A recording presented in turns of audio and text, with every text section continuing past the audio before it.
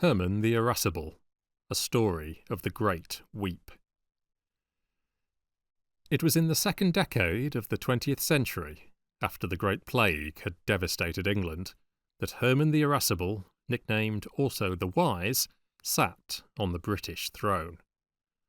The mortal sickness had swept away the entire royal family unto the third and fourth generations, and thus it came to pass that Herman the 14th of Saxe-Draxen-Wachtelstein, who had stood 30th in the order of succession, found himself one day ruler of the British dominions within and beyond the seas.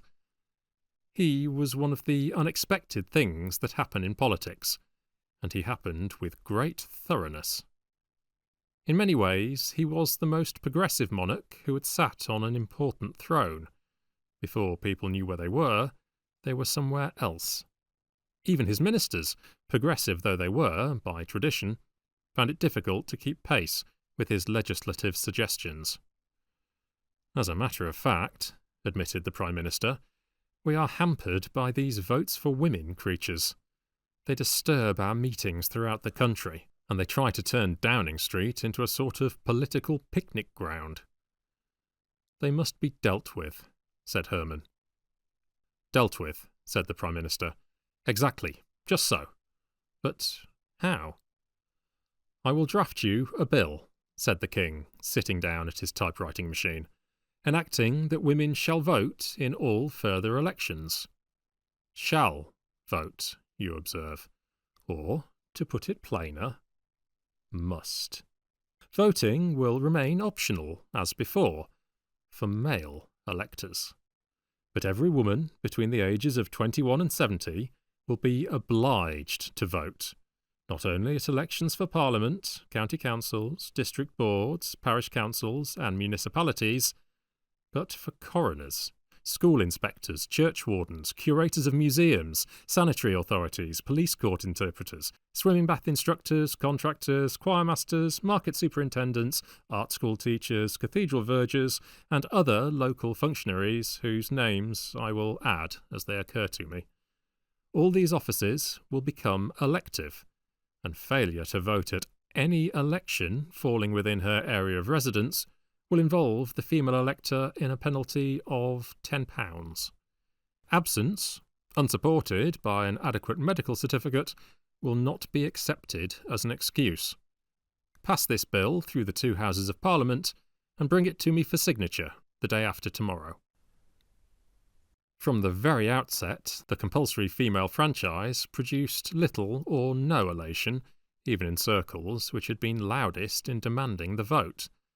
The bulk of the women of the country had been indifferent or hostile to the franchise agitation, and the most fanatical suffragettes began to wonder what they had found so attractive in the prospect of putting ballot papers into a box. In the country districts, the tasks of carrying out the provisions of the new Act was irksome enough. In the towns and cities, it became an incubus. There seemed no end to the elections. Laundresses and seamstresses had to hurry away from their work to vote, often for a candidate whose name they hadn't heard before, and whom they selected at haphazard.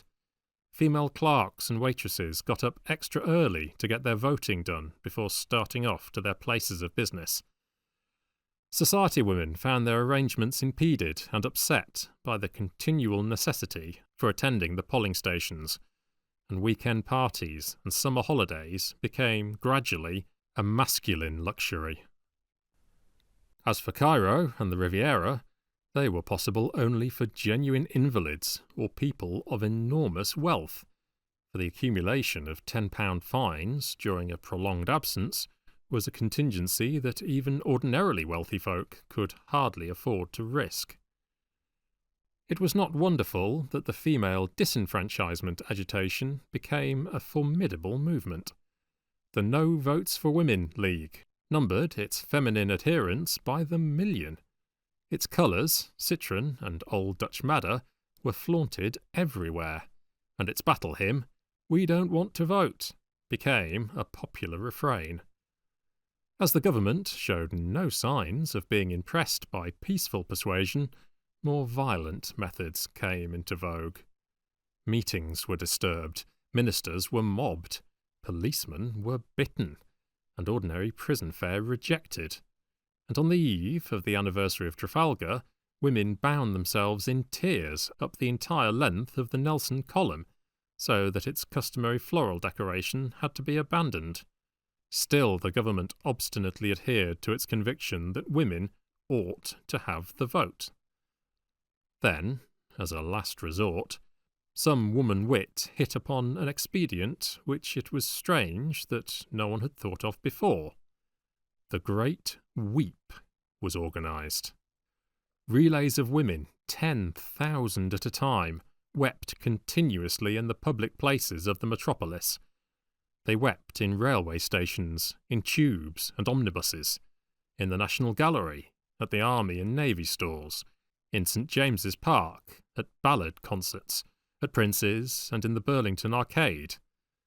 The hitherto unbroken success of the brilliant farcical comedy Henry's Rabbit was imperilled by the presence of drearily weeping women in stalls and circle and gallery, and one of the brightest divorce cases that had been tried for many years was robbed of much of its sparkle by the lachrymose behaviour of a section of the audience.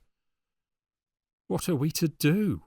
asked the Prime Minister, whose cook had wept into all the breakfast dishes, and whose nursemaid had gone out, crying quietly and miserably, to take the children for a walk in the park. "There is a time for everything," said the King. "There is a time to yield. Pass a measure through the two houses depriving women of the right to vote, and bring it to me for the royal assent the day after tomorrow." As the minister withdrew, Herman the Irascible, who was also nicknamed the Wise, gave a profound chuckle. "There are more ways of killing a cat than by choking it with cream," he quoted. "But I'm not sure," he added, "that it's not the best way."